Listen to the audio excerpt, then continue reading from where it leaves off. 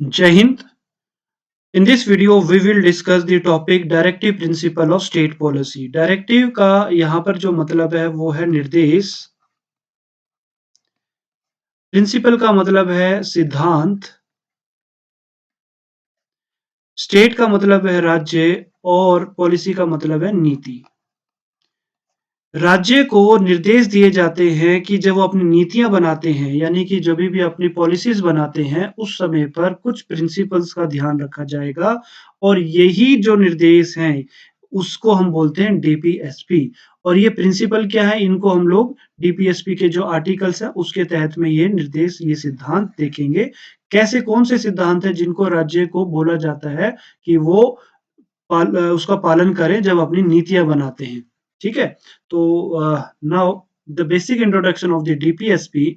DPSP is the part fourth of the constitution, जिसके अंदर में आर्टिकल 36 से लेकर 51 तक आते हैं। ये जो कंसेप्ट है वो आयरिश कॉन्स्टिट्यूशन से लिया गया है, जो जिसने खुद अपना जो कंसेप्ट है स्पेनिश कॉन्स्टिट्यूशन से लिया था। तो हमारे लिए जो है आयरिश कॉन्स्टिट्यूशन यहाँ पर मेन है। जो डायरेक्टिव प्रिंसिपल्स हैं और फंडामेंटल राइट्स हैं, उन दोनों को यदि इकट्ठा रखा जाए, उन दोनों को यदि पूरे कॉन्स्टिट्यूशन में उनकी जगह देखी जाए, तो उनको सोल ऑफ द कॉन्स्टिट्यूशन बोला जाता है। कि इनको यदि ढंग से इंप्लीमेंट नहीं किया गया, इनको ढंग से लागू नहीं किया गया, तो फिर बाकी कॉन्स्टिट्यूशन का कोई फायदा नहीं रहेगा। यहाँ पर ग्रेविन लास्टी ने एक स्टेटमेंट दी है, जो कि पॉलिटिकल साइंटिस्ट रहे हैं। उन्होंने एक स्टेटमेंट दी है, कंसाइंस ऑफ द कॉन्स्टिट्यूशन। किसको? डीपीएसपी और फंडामेंटल राइट्स जो हैं, they are the conscience of the constitution. Very very important part of the constitution, जो कि सोल ऑफ द कॉन्स्टिट्यूशन भी बोल सकते हैं, कंसाइंस ऑफ द कॉन्स्टिट्यूशन। तो ये कई बार क्वेश्चन आ चुका है, तो इसको ध्यान रखना। ये डीपीएसपी के अंदर में मेंशन है ये स्टेटमेंट। डीपीएसपी जो है नॉन जस्टिफिएबल है, मतलब कि इसको कोर्ट में चैलेंज नहीं किया जा सकता। यदि राज्य, यदि सरकार अपना काम इसको इम्प्लीमेंट करते समय कहीं पर थोड़ा-सा ऊपर-नीचे हो जाता है, नहीं ढंग से इम्प्लीमेंट कर रहे हैं, तो उनको कोर्ट में चैलेंज नहीं किया जा सकता। तो this is non justiciable. Features of the directive principle में हम लोग देखते हैं कि जो डायरेक्टिव प्रिंसिपल हैं, basically doctor B R Ambedkar ji ने उनको बताया है कि जो ये डीपीएसपी है वो इंस्ट्रूमेंट ऑफ इंस्ट्रक्शंस ही है।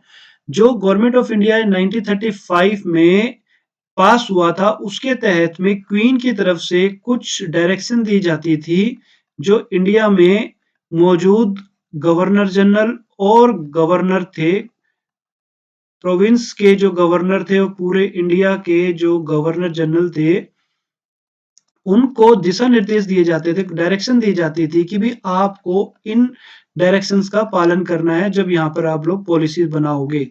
अब वही सारी चीज जो है, ये कब हुआ था? ये हुआ था गवर्नमेंट ऑफ इंडिया एक्ट 1935 में, जिसको बोला जाता था इंस्ट्रूमेंट ऑफ इंस्ट्रक्शंस। यही इंस्ट्रूमेंट ऑफ इंस्ट्रक्शन आज के टाइम पर डीपीएसपी कहलाती है। हालाँकि हमने इसको आयरिश कॉन्स्टिट्यूशन से बोला है, बट हमारे पास में उससे पहले इस तरह की चीज़ें मौजूद थी, बिफोर द इंडिपेंडेंस आल्सो। ये जो डीपीएसपी है, बेसिकली ये जो इसका एम है, high ideal of justice, liberty, equality and fraternity. Although हम लोग इसको प्रिएम्बल में डिस्कस कर चुके हैं अच्छे से, तो इन्हीं को यहाँ पर हम लोग देखते हैं कि किस तरह से डीपीएसपी के थ्रू इन इन वर्ड्स को और इन पूरे कंसेप्ट्स को हम लोग यहाँ पर इम्प्लीमेंट कर पाएँगे। जो डीपीएसपी का मेन कंसेप्ट है, वो है वेलफेयर स्टेट को डेवलप करना रादर देन दी पुलिस स्टेट। पुलिस स्टेट का मतलब है जिसमें लॉ एंड ऑर्डर पे ज़्यादा फोकस किया जाता है, एंड उस तरह के कानून पे ज़्यादा फोकस किया जाता है जिसमें देश की सुरक्षा को मेंटेन किया जाए। तो वो होगा पुलिस स्टेट। बट हमारा कंसेप्ट यहाँ पे पुलिस स्टेट को डेवलप नहीं करना है। हमारा कंसेप्ट जो देश में कॉन्स्टिट्यूशन बनाने का मेन एम था, ऑब्जेक्टिव था, वो था वेलफेयर स्टेट को डेवलप करना, कि यहाँ पर लोगों की जो मूलभूत ज़रूरतें हैं, वो पूरी हो सके और उसके लिए लोगों को जो आज़ादी मिलनी चाहिए, उनको आज़ादी मिल सके। तो वेलफेयर स्टेट का जो कंसेप्ट है, उसको उसका हमारा ऑब्जेक्टिव रहा है rather than the police state. And the main objective of the DPSP is the promotion of the social and economic democracy. ये डीपीएसपी जब हम पूरा पढ़ लेंगे तो आपको भी समझ में आएगा कि जो डीपीएसपी यदि लागू किए जाए, पूरे इम्प्लीमेंटेशन किए जाए, तो वो इकोनॉमिक एंड सोशल डेमोक्रेसी को प्रमोट करते हुए नजर आएंगे। जैसे कि फंडामेंटल राइट्स हैं वो पॉलिटिकल डेमोक्रेसी को प्रमोट करते हैं, इसी तरह से डीपीएसपी जो है वो सोशल एंड इकोनॉमिक डेमोक्रेसी को प्रमोट करते हैं। अब आती है बात आर्टिकल 36 की। यहाँ पे आर्टिकल 37, उससे पहले मैं आर्टिकल 36 बता देता हूँ। आर्टिकल 36 वही है सेम जो कि आर्टिकल 13 जो है हमारा दिया हुआ है फंडामेंटल राइट्स में। आर्टिकल 36 क्या कहता है? आर्टिकल 36 कहता है स्टेट की डेफिनेशन के बारे में। स्टेट क्या होगा? जो ये हमने कहा कि directive principle of state policy, तो यहाँ पे स्टेट जो है उसको डिफाइन करता है कि स्टेट कौन होगा। स्टेट होगा गवर्नमेंट या फिर parliament, parliament, state government, state legislature,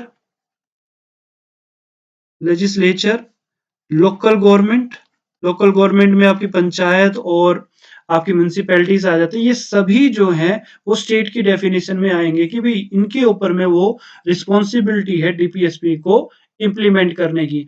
अब दूसरी बात यह आ जाती है स्टेट की डेफिनेशन में हर एक वो पर्सन और इंस्टीट्यूशन भी इंक्लूड होगा जो कि सरकार या सरकारी दफ्तर के साथ में किसी भी तरह से जुड़ा हो। जैसे कि हम बात करते हैं कि एक इंस्टीट्यूट एक ऑर्गेनाइजेशन है which are taking fund from the state, fund from the state. जैसे कि हमने बात किया कि गवर्नमेंट स्कूल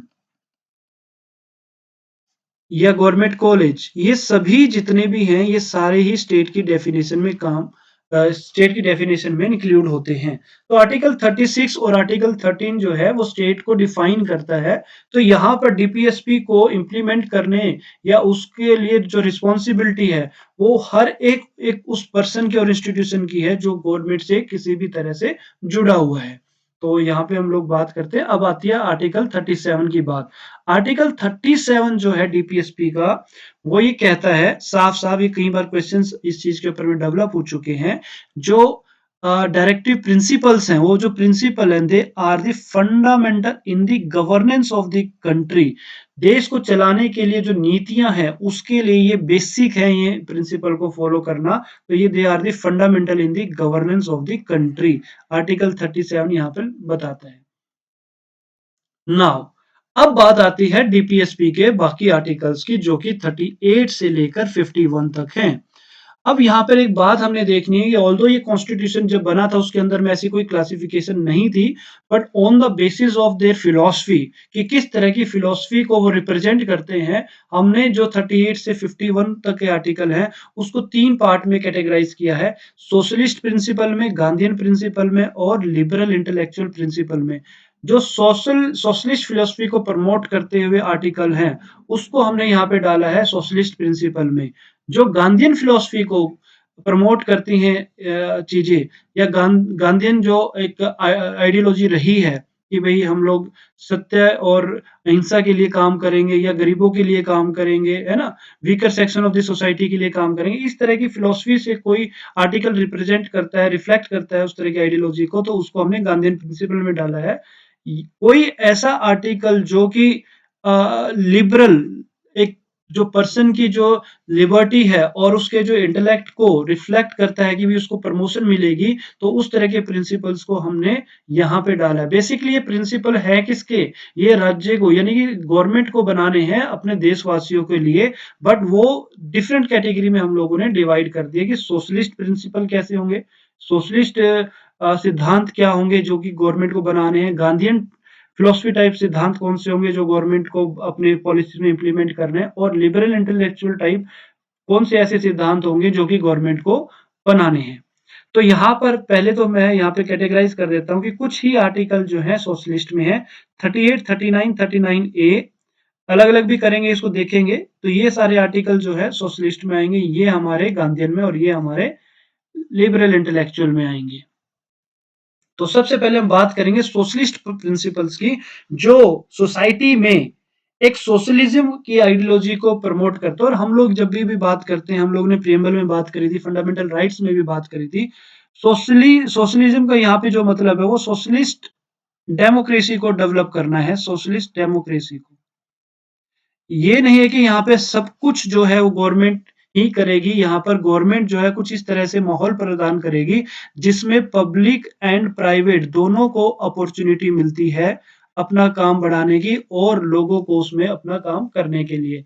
तो बट उसमें ये भी देखा जाएगा कि भी अपॉर्च्युनिटी सबको मिलनी चाहिए, चाहे वो गरीब हो, चाहे अमीर हो, सबको इक्वल अपॉर्च्युनिटी मिलनी चाहिए। तो इस तरह के प्रिंसिपल हम लोग देखते हैं। तो सबसे पहले आता है article 38, to promote the welfare of the people of securing a social order permeated by justice. Justice किस टाइप का? Social, economical and political justice, and to minimize inequality in income, status, facilities and opportunities.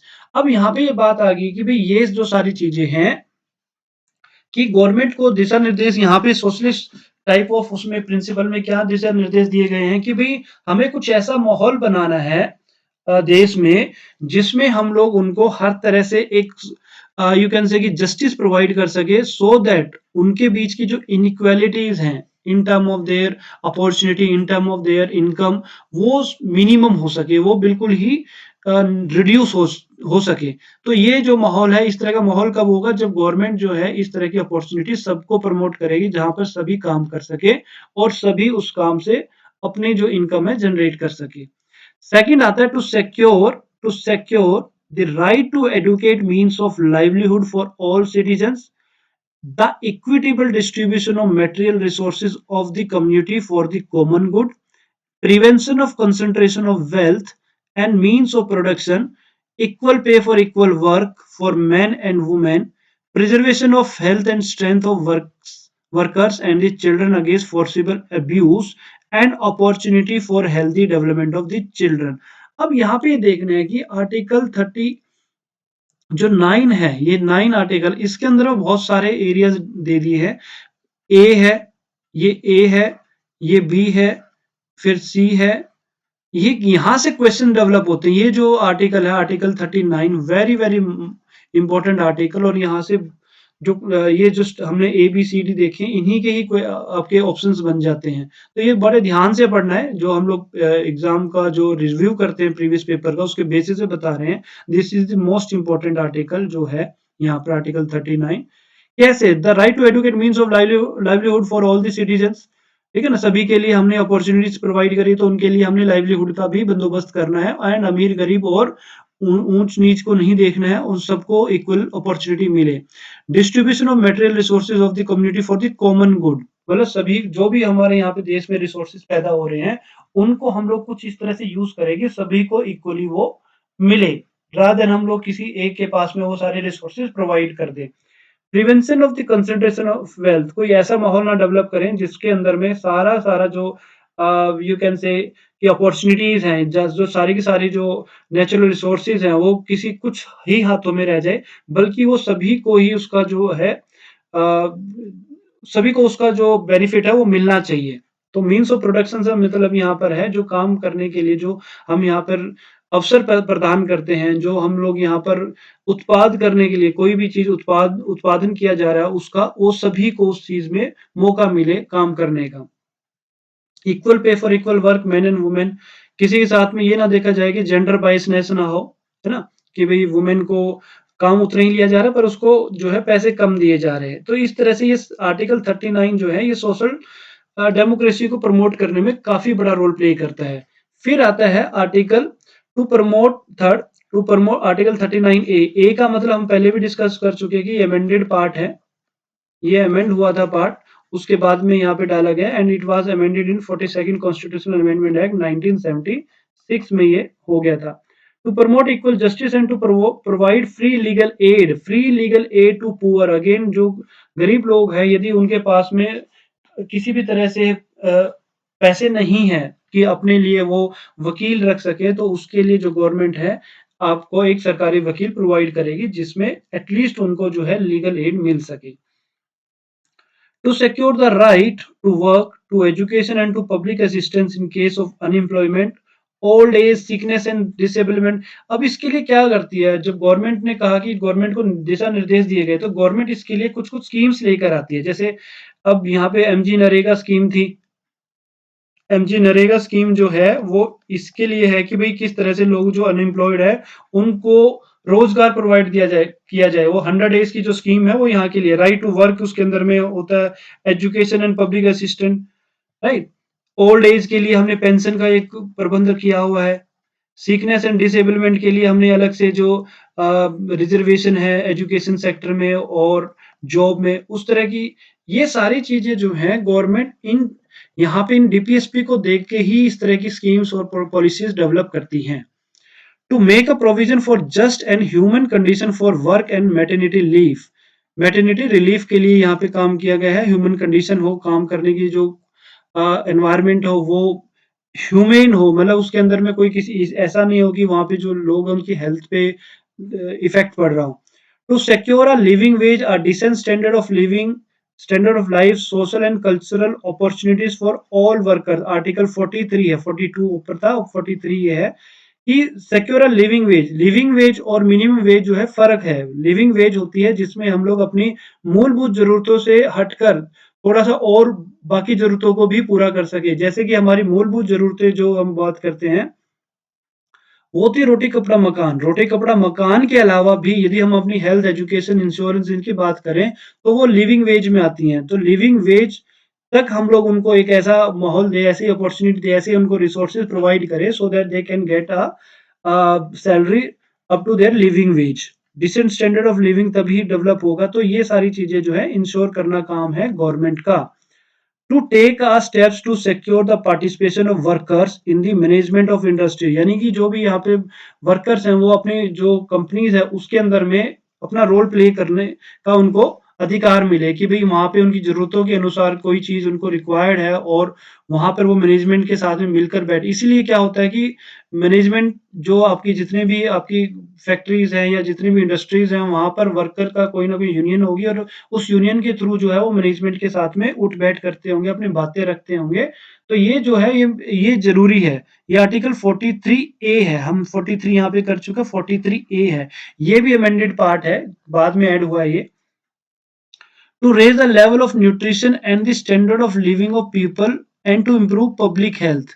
ये article 47। ये सारी चीज़ जो है ये socialist principal में basically हम लोग देखते हैं कि पूरे-पूरे जितने हमारी पॉपुलेशन है, चाहे वो अमीर हो, गरीब हो, चाहे वो डिफरेंट रिलिजन के हो, चाहे वो डिफरेंट कास्ट के हों, बट उन सबको इक्वली ट्रीट किया जाएगा और उनको जितना भी रिसोर्सेज़ है, उनके बीच में इक्वली डिस्ट्रीब्यूट किया जाएगा। रिसोर्सेज़ फिर चाहे वो इन टर्म ऑफ एजुकेशन हो, resources in term of their livelihood हो या फिर देयर सैलरी हो, तो वो सबको इक्वली डिस्ट्रीब्यूट करने का यहाँ पर दिशा निर्देश दिए गए हैं।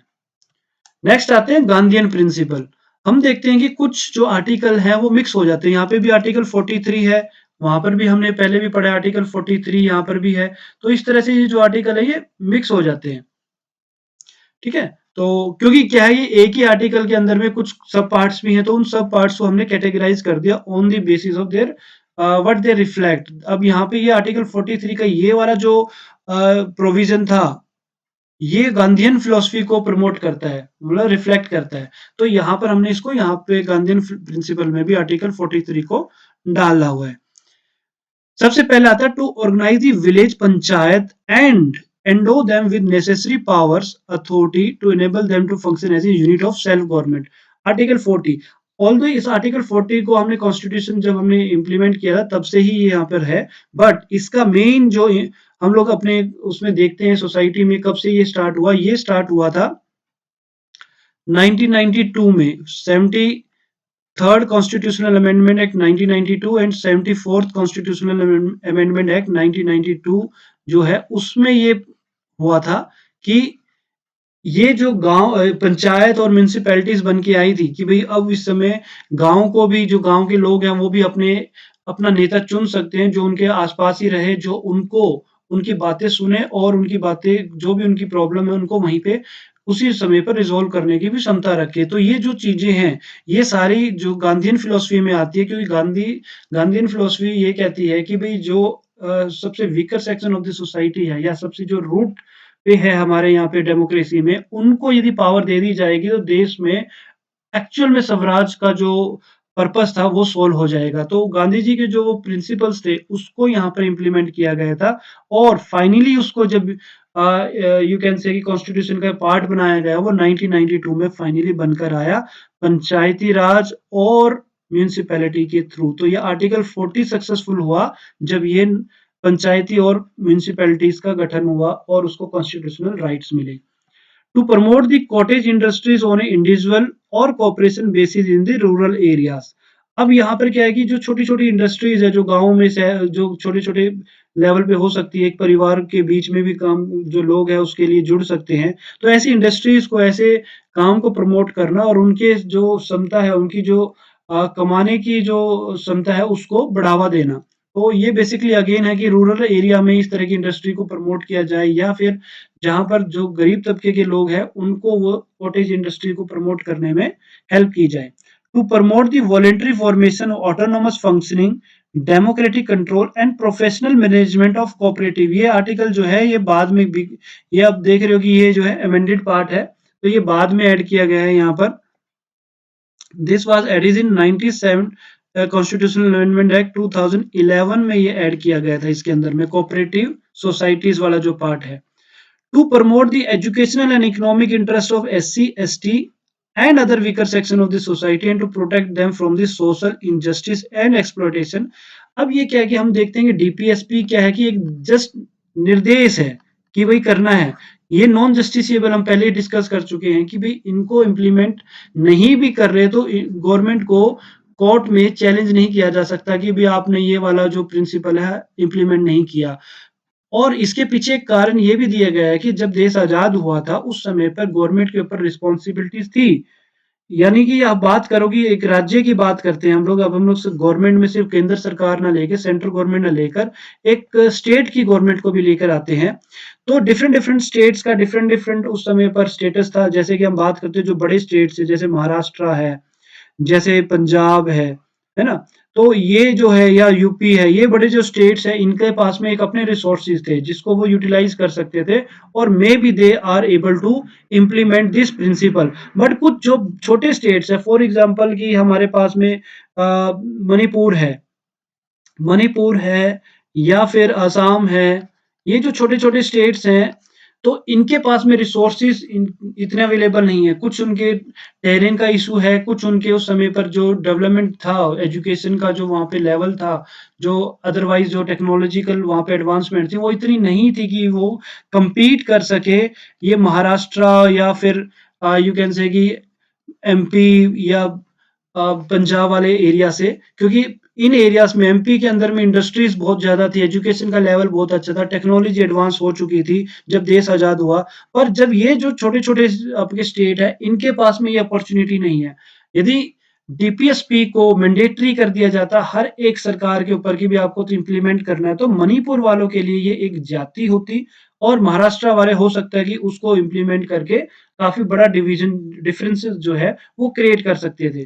तो इसीलिए ताकि सभी राज्य को ये एक अपने-अपने लेवल पर जैसे उनके रिसोर्सेज़ हैं, उनकी क्षमताएँ हैं, उस लेवल पे ये अपने इम्प्लीमेंट करे और यदि कहीं पर कोई कमी पेशा है तो उसको आने वाले टाइम में पूरी करने की कोशिश करे। तो ये इसलिए मैंडेटरी नहीं बनाए गए थे। फिर भी कुछ प्रोविजंस जो हैं डायरेक्ट और इनडायरेक्ट वे से वो उसके ऊपर कानून बनाए गए और उसको इम्प्लीमेंट करने की कोशिश की गई। जैसे हम बात करते हैं to promote the educational and economic interest of SC ST. अब कैसे करेंगे कि एजुकेशन इंस्टीट्यूशन में एससी-एसटी को रिजर्वेशन दे दी, वीकर सेक्शन में वुमेन को रिजर्वेशन दे दी। तो और फिर उनको जो है जो जॉब है उसके अंदर में उनके साथ में रिजर्वेशन दे दिया ताकि वो जो सेक्शन है उसको प्रमोशन मिल सके, वो भी आगे बढ़ सके। तो इस तरह से हमने क्या कहा कि आर्टिकल 16 जो है फंडामेंटल राइट्स का जो कि जस्टिसेबल भी है, उसके थ्रू हमने इसको मैंडेटरी कर दिया। डीपीएसपी के थ्रू ना भी हो बट उस फंडामेंटल राइट्स के थ्रू में ये जो इक्वल अपॉर्चुनिटीज हैं जॉब में, पब्लिक एम्प्लॉयमेंट में आर्टिकल 16 जो है वो उसको वहां पर रिप्रेजेंट करता है। नेक्स्ट है हमारे पास to prohibit the consumption of intoxicating drinks and drugs which are injurious to the health. ये अगेन गांधीयन फिलॉसफी को रिफ्लेक्ट करता है तो इसको हमने यहाँ पे डाला है। To prohibit the slaughter of cows, calves and other mills and broad cattles and to improve their breeds. Again जो है गांधी जी जो अहिंसा को प्रमोट करते थे, तो वहाँ पे इनका वो फ़िलॉसफ़ी रिफ्लेक्ट होती है, तो ये अगेन आर्टिकल 48 है, यहाँ पर आया है। पर हम देखेंगे कि ऐसे ही आर्टिकल में इनमें से कुछ कॉमन आर्टिकल हमें नेक्स्ट में भी दिखाई देंगे। जैसे आप देख रहे हो आर्टिकल 48 यहाँ पर भी है, 48 यहाँ पर भी है, यहाँ पर भी हमने अभी 48 को डिस्कस किया था, है ना? Milch animals. तो कई बार ये ना आपस में कंबाइन होके भी चीज़ें आपके क्वेश्चन्स में रिफ्लेक्ट करती है। खासकर इसके बारे में ज़रूर मैं कहूँगा लिबरल इंटेलेक्चुअल प्रिंसिपल में अभी हम लोग जे देखेंगे, इनको फंडामेंटल ड्यूटीज़ जो है, उसके साथ में इनकी काफ़ी फ़ैमिलियरिटीज़ है, सिमिलरिटीज़ हैं और यहीं से क्वेश्चन डेवलप हो जाते हैं दोनों को मिक्स करके। यदि ये 4 ऑप्शन बनाए गए हैं आंसर के, तो 4 में से हो सकता है कि 3 जो है डीपीएसपी आपके सामने दे दिए और 1 आपके सामने दे दिया फंडामेंटल ड्यूटी और they asked in the question कि which is not the DPSP. अभी हम देखते हैं कि क्यों मैं ये बात कह रहा हूँ कि ऐसे क्वेश्चन पहले डेवलप हो चुके हैं, क्योंकि बहुत फ़ैमिलियरिटीज़ हैं फंडामेंटल ड्यूटीज़ की और लिबरल इंटेलेक्चुअल के प्रिंसिपल्स की भी। जभी भी आपको पढ़ना है, तैयार करना है, रिवाइज़ करना है, तो इन प्रिंसिपल्स को, लिबरल इंटेलेक्चुअल को और फंडामेंटल ड्यूटीज़ को इकट्ठे करना है so that you can able to identify the differences in between them. सबसे पहला आता है to secure for all citizens a uniform civil code throughout the country. ये यूनिफॉर्म सिविल कोड को इम्प्लीमेंट करने के लिए दिशा निर्देश थे। हालांकि ये जस्ट अगेन नॉन जस्टिसेबल है, तो आज तक ये हुए नहीं है। हालांकि यूनिफॉर्म क्रिमिनल कोड जो है यहाँ पर वो तो यूनिफॉर्म है, मतलब क्रिमिनल लॉ तो यहाँ पे पूरे देश में यूनिफॉर्म मतलब कि पूरे देशवासियों पे एक जैसे इम्प्लीमेंट होते हैं। फिर उसमें उनका रिलीजन, उनकी कास्ट, उनकी उनकी एथनिसिटी, उनका डिफरेंट एरिया नहीं देखा जाता। बट सिविल कोड में हम लोग जो है रिलीजन बेस पे थोड़ा डिफरेंस कर लेते हैं क्योंकि अभी तक इसके ऊपर में कोई फिक्स कानून आया नहीं है। आर्टिकल 44 कई बार न्यूज़ में रहा है, ट्रिपल तलाक को लेकर, इश्यू को लेकर ये न्यूज़ में रहा है। आर्टिकल 44 उत्तराखंड जो एक स्टेट है उसने आर्टिकल 44 को इम्प्लीमेंट किया है अपने स्टेट में, तो वो चीज़ आप अपने करंट अफेयर के साथ में उसको कनेक्ट कर सकते हो कि यूनिफॉर्म सिविल कोड जो है, किस तरह से इम्प्लीमेंट किया जा रहा है अब इस समय पर। To provide early childhood care and education for all children until they complete the age of 6 year. Article 45 यही सेम आपका फंडामेंटल ड्यूटीज में भी है और यही आपका फंडामेंटल राइट्स में भी है। फंडामेंटल राइट्स में 21 ए है, फंडामेंटल ड्यूटीज में 51 ए और ड्यूटी है वो 11th के। तो यहाँ पर ये सारी जो चीजें सेम है। ये जो 45 आर्टिकल डीपीएसपी का है वो सेम है, फंडामेंटल राइट्स में भी ये बात की गई है और इसमें भी ये बात की गई है। तो ये देख सकते हैं हम लोग। To organise the agriculture and animal husbandry on modern and scientific line. ऐसे ही मैंने कहा था कि आपके डीपीएसपी और जो फंडामेंटल ड्यूटीज है, यहाँ से हमें पता लगता है कि ऐसी ऐसी कुछ बातें जो है फंडामेंटल ड्यूटीज में भी की गई है। To protect and improve the environment and to safeguard forest and wild life. Wild life protection की बात हमने फंडामेंटल ड्यूटीज में भी की है, तो यहाँ पर भी की है। To protect the monument place and objects of artistic and historic interest which are declare to be national importance. तो ये जो हमने बात की है कि हिस्टोरिक इंटरेस्ट और ये तो हमने जो बात की थी composite culture, composite heritage culture जो हमने फंडामेंटल ड्यूटीज में बात की थी, वो भी थोड़ा सा इसके साथ में सिमिलरिटी रखता है। तो ये दोनों चीजें आपने इकट्ठी रखनी है। सिक्स्थ है to separate the judiciary from the executive. ये यूनिक है और इसको कई बार एक्सक्लूसिवली पूछा गया है अलग से। To separate the judiciary from the executive and the public services of the state. State यहाँ पर मतलब है सरकार का, सरकार कोई भी हो सकती है, आपकी सेंटर की भी हो सकती है और स्टेट की भी हो सकती है। तो जुडिशरी को सेपरेट रखना है एग्जीक्यूटिव से, ठीक है ना, ये आर्टिकल 50 में ये मेंशन किया गया है। टू प्रमोट या इंटरनेशनल उसकी बात की गई अरीना की, to promote the international peace and security and maintain just and honourable relation between the nation.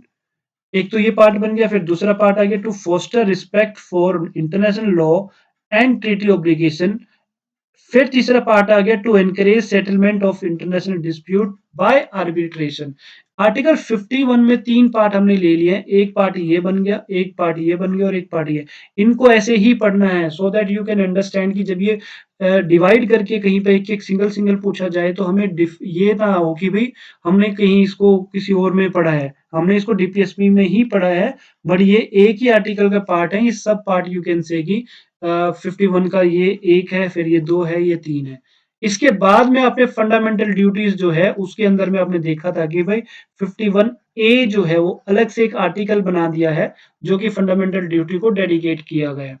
तो यहाँ पर लिबरल इंटेलेक्चुअल के I have told you about the how you can read it with the fundamental duty and what is the importance because questions are framing accordingly। आपको इसके question उसके साथ में mix करके दिए जाएंगे। गांधीयन प्रिंसिपल की जब हम बात करते हैं तो गांधीयन फिलोसफी को रिफ्लेक्ट करने वाले जो आर्टिकल्स हैं उसको हमने यहाँ पे डाला हुआ है और इसके जो पॉइंट्स थे कि भी कहाँ से कैसे ये इम्प्लीमेंट हुए हैं, कहाँ पे नहीं हो पा रहे हैं, तो उसको भी हमने यहाँ पे डिस्कस किया है। जो सबसे इम्पोर्टेंट आर्टिकल है वो आर्टिकल 39 है जो हमने यहाँ पर डिस्कस किया है कि भाई इसके अंदर में 4-5 सब पार्ट बनाए हुए, इसको आप लोगों ने दोबारा रिवाइज करना है। एंड ये हमने इसको डिवाइड कर दिया था। ऑल्दो ये कॉन्स्टिट्यूशन में ऐसा कोई डिवीजन नहीं है, ये अपनी अंडरस्टैंडिंग के लिए क्लासिफिकेशन की गई है कि भाई जो डीपीएसपी है उसको 3 पार्ट में डिवाइड कर दिया है, socialist, Gandhian and liberal intellectual. ये इनके आर्टिकल, ये कुछ आर्टिकल मिक्स भी हैं, 43, 43 बी है, 43, 43 ए है, 48 यहाँ पर है, 48 यहाँ पर है, 48 ए यहाँ पर है। तो ये हमने देखना है कि कहाँ पे कैसे चीज पे फोकस करना है। अब बाद में आता है जो ऑल्दो हम लोग डिस्कस भी कर चुके हैं, कुछ नए डीपीएसपीज जो है टाइम टू टाइम ऐड होते रहे हैं, तो उसका हम लोग बात कर लेते हैं यहाँ पर कि वो कौन से प्रिंसिपल्स और कैसे क्या रहे हैं। 42nd अमेंडमेंट में कौन कौन से है, आर्टिकल 39 आया है, 39 ए आया है, 43 ए आया है, 48 ए आया है। तो ये ध्यान में रखना। आर्टिकल 44th 78 के तहत मतलब 46 4 प्लस 2 42 कब आया, 1976 में आया। ये 6 प्लस 4 2 44th 4 प्लस 4 कब आया, 1978 में आया। ये बड़ा इंपॉर्टेंट है, इसको मिनी कॉन्स्टिट्यूशन भी बोला जाता है, मिनी कॉन्स्टिट्यूशन भी बोला जाता है इस वाले को। इसने बहुत सारे छोटे छोटे छोटे चेंजेस जो हैं इंप्लीमेंट किए थे कॉन्स्टिट्यूशन में, और इसको रिवर्स करने वाला आर्टिकल इसको बोला जाता है 44th को, कि इसने बहुत सारे आर्टिकल जो है यहाँ से जो ऐड किए थे 76 में उनको या तो रिमूव कर दिया या उनको चेंज कर दिया। तो ये दोनों ही बड़े इंपॉर्टेंट हो जाते हैं, इनके बहुत ही सारे आपको ये वाले जो अमेंडमेंट है 78 टू 76 के तहत देखने को मिलेंगे। तो ये यहाँ पे ऐड किया गया था मिनिमाइज इनइक्वालिटी, ठीक है, आर्टिकल 39 का पार्ट है ये। 86 में हम ऑलरेडी डिस्कस कर चुके हैं, 97 ऑलरेडी हम लोग डिस्कस कर चुके हैं। तो सम टाइम ये आ भी जाता है, but most of the time पे क्या है कि आप लोग को जब आप रिवाइज करोगे 3 से 4 बार जब आप रिवाइज कर लोगे तो ऑटोमेटिकली आपको ये चीजें जो है कनेक्ट होनी स्टार्ट हो जाएंगी। फर्स्ट वो में नहीं होगा, 3 से 4 रीडिंग जो आपको दोगे तो आपको ऑटोमेटिकली ये रिवाइज हो जाएगा। तो this is the main part of the DPSP. I hope you will understand it good and will revise in a better way. Jai Hind.